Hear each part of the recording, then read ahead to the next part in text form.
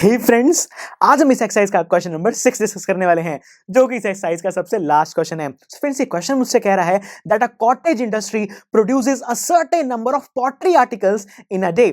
It was observed on a particular day that the cost of production of each article in rupees was 3 more than twice the number of articles produced on that day. If the total cost of production on that day was rupees 90, find the number of articles produced and the cost of each article. यानी कि दोस्तों, इस question के अंदर मुझे कहा गया है कि एक कोई कॉटेज इंडस्ट्री है जो कि एक दिन में कुछ सर्टेन नंबर ऑफ आर्टिकल्स बनाती है। तो मैंने लेट कर लिया कि जो मेरी कॉटेज इंडस्ट्री है वो एक दिन के अंदर एक्स नंबर ऑफ आर्टिकल्स बना देती है। इसके बाद कॉस्ट ऑफ ईच आर्टिकल के बारे में मुझे बताया गया है that cost of each article is 3 more than twice the number of articles produced. तो फ्रेंड्स, यहां पर 3 मोर करना है मुझे, यानी कि मुझे 3 ऐड करना होगा, लेकिन किसमें? Twice the number of articles produced, यानी कि 2x में, क्योंकि यहां पर जो नंबर ऑफ आर्टिकल्स हैं उसे मैंने x मान लिया था। यानी कि मैं कह सकता हूं कि जो मेरी cost of production of each article आ रही है वो है मेरी 3 + 2x। इसके बाद मुझे कहा गया है that the total cost of production was ₹90। So friends, ये जो टोटल कॉस्ट ऑफ प्रोडक्शन है ये किसके इक्वल होगी?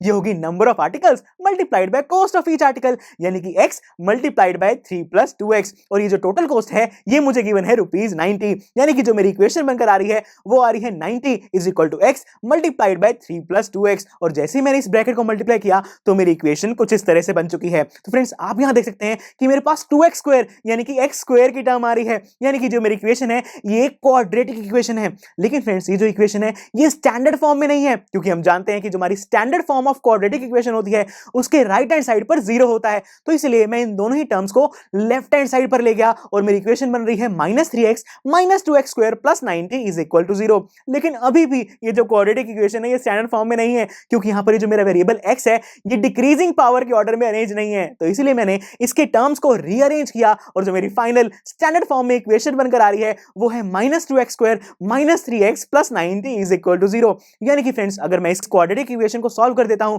तो मेरे पास मेरा आंसर आ जाएगा। तो चलिए हम मिलकर इस क्वाड्रेटिक इक्वेशन को सॉल्व करना स्टार्ट करते हैं। सो फ्रेंड्स, सबसे पहले मैं क्या करूंगा?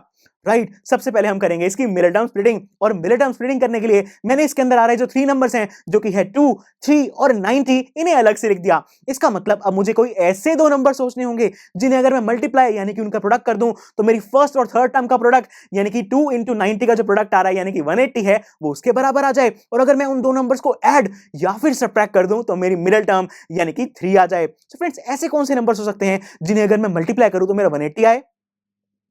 18 और 10। जी हाँ फ्रेंड्स, 18 और 10 को जब मैं मल्टीप्लाई करूंगा तो मेरे पास 180 तो आएगा ना।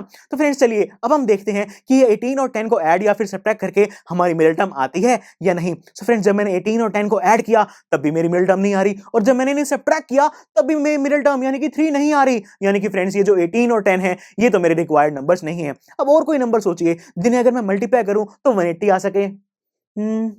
20 और 9। जी हाँ फ्रेंड्स, जब मैं 20 और 9 को आपस में मल्टीप्लाई करूंगा तब भी तो 180 आएगा ना। तो चलिए अब हम चेक करते हैं कि 20 और 9 को ऐड या सब्ट्रैक्ट करके हमारी मिडल टर्म आती है या नहीं। सो फ्रेंड्स, जब मैंने 20 और 9 को ऐड किया तो आ रहा है 29, ये भी मेरी मिडल टर्म नहीं है। जब मैंने इन्हें सब्ट्रैक्ट किया तो भी मेरी मिडल टर्म नहीं आ रही, यानी कि फ्रेंड्स ये 20 और 9 भी मेरे रिक्वायर्ड नंबर्स नहीं है। अब मैं क्या करूं? अब तो मुझे ऐसे और कोई नंबर सूझ ही नहीं रहे जिन्हें मल्टीप्लाई करके 180 आता हो। तो अब क्या किया जाए? अरे हाँ फ्रेंड्स, मैं यहां पर 180 के प्राइम फैक्टर्स तो बना सकता हूं ना, और उसके बाद ये जो फैक्टर्स आएंगे उनकी ग्रुपिंग करके मैं ये चेक कर लूंगा कि ऐसे कौन से दो नंबर्स हैं जिन्हें ऐड या फिर सब्ट्रैक्ट करके मेरी मिडल टर्म आ सकती है। तो आइए दोस्तों, हम इस 180 की यहां पर हम प्राइम फैक्टराइजेशन कर देते हैं। और जैसे कि आप देख सकते हैं कि मैंने यहां पर बहुत इजीली 180 की प्राइम फैक्टराइजेशन कर दी है। सो फ्रेंड्स, आइए अब हम इसके फैक्टर्स के डिफरेंट ग्रुप्स बनाते हैं और ये चेक करते हैं कि हमारे पास जो नंबर्स आएंगे उन्हें ऐड या फिर सब्ट्रैक्ट करके हमारी मिडल टर्म आती है या नहीं। सो फ्रेंड्स, मैंने सबसे पहले क्या किया?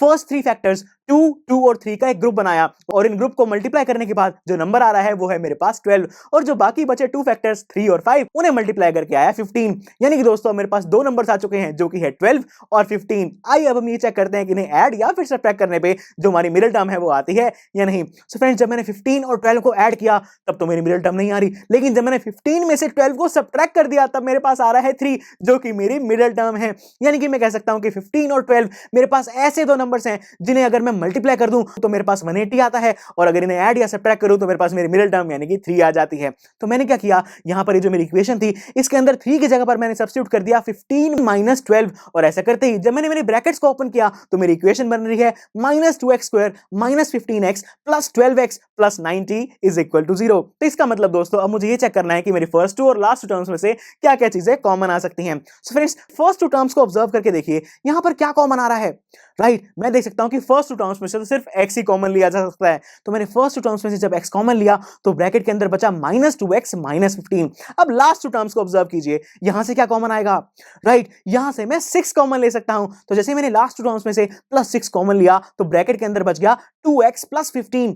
लेकिन फ्रेंड्स यहां पर आप देख सकते हैं कि जो मेरी दोनों ब्रैकेट्स हैं उनके अंदर डिफरेंट टर्म्स आ रही हैं, सेम टर्म्स नहीं आ रही। इसका मतलब मैंने लास्ट टू टर्म्स में से कुछ गलत कॉमन ले लिया है, इसलिए इस गलत को ठीक करने के लिए मैंने -6 कॉमन लिया लास्ट टू टर्म्स में से। और ऐसा करते ही जैसा कि आप यहां देख सकते हैं कि मेरी दोनों ही ब्रैकेट्स के अंदर सेम टर्म्स आ चुकी हैं, तो मैंने इस ब्रैकेट को कॉमन लिया और जो मेरी इक्वेशन आ रही है वो है -2x minus 15 multiplied by x minus 6 is equal to 0। यानी कि दोस्तों मैं कह सकता हूं कि जो मेरी गिवन क्वाड्रेटिक इक्वेशन थी उसकी फॉर्म को मैंने चेंज करके बना दिया है -2x minus 15 multiplied by x minus 6 is equal to 0।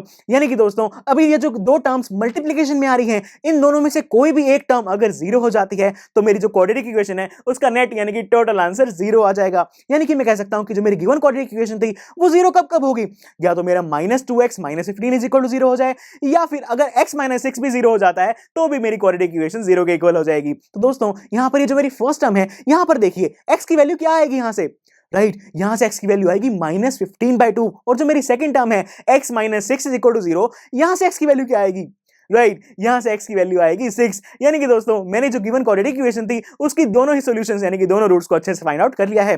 लेकिन फ्रेंड्स अभी जो x की 2 वैल्यूज हैं आखिर ये है क्या, यहां इस क्वेश्चन के अंदर हमने x क्या लेट किया था, राइट इस क्वेश्चन के अंदर हमने x को लेट किया था नंबर ऑफ आर्टिकल्स प्रोड्यूस्ड। यानी कि दोस्तों x मुझे बताता है कि एक दिन में वो कॉटेज इंडस्ट्री कितने नंबर ऑफ आर्टिकल्स प्रोड्यूस करती है। लेकिन दोस्तों यहां पर तो मेरे पास x की 2 वैल्यूज हैं, अब मैं यहां पर x की कौन सी वैल्यू को कंसीडर करूं, जरा x की फर्स्ट वैल्यू को ध्यान से देखिए, x की फर्स्ट वैल्यू है -15/2। तो क्या मैं कभी ये कह सकता हूं कि एक कॉटेज इंडस्ट्री ने -15/2 आर्टिकल्स प्रोड्यूस किए थे, नहीं फ्रेंड्स ऐसे तो कभी हो ही नहीं सकता ना, नंबर ऑफ आर्टिकल्स तो कभी नेगेटिव हो ही नहीं सकते। यानी कि ये जो मेरी x की वैल्यू -15/2 है इसे मैं रिजेक्ट कर दूंगा। इसका मतलब जो x इज इक्वल टू 6 है वही मेरी यहां पर करेक्ट वैल्यू आ रही है। और जैसे ही मैंने इस x की वैल्यू 6 को मेरे नंबर ऑफ आर्टिकल्स के अंदर सब्स्टिट्यूट किया तो मेरे नंबर ऑफ आर्टिकल्स आ रहे हैं 6। यानी कि उस इंडस्ट्री ने एक दिन में 6 आर्टिकल्स प्रोड्यूस किए थे। और अगर मैं बात करूं कॉस्ट ऑफ ईच आर्टिकल के बारे में तो वो थी मेरे पास 3 + 2x और जैसे ही मैंने x की वैल्यू को यहां सब्स्टिट्यूट किया तो मेरे कॉस्ट ऑफ ईच आर्टिकल आ गई है ₹15। यानी कि मैं कह सकता हूं कि जो मेरी कॉटेज इंडस्ट्री है उसने उस दिन 6 आर्टिकल्स प्रोड्यूस किए थे और हर आर्टिकल की जो कॉस्ट है वो है ₹15। तो दोस्तों इसी के साथ हमने इस एक्सरसाइज का लास्ट क्वेश्चन भी बहुत अच्छे से सॉल्व कर लिया है। तो चलिए फिर आप इस क्वेश्चन को अपने आप सॉल्व करके देखिए और मैं मिलता हूं आपसे अगले लेक्चर में।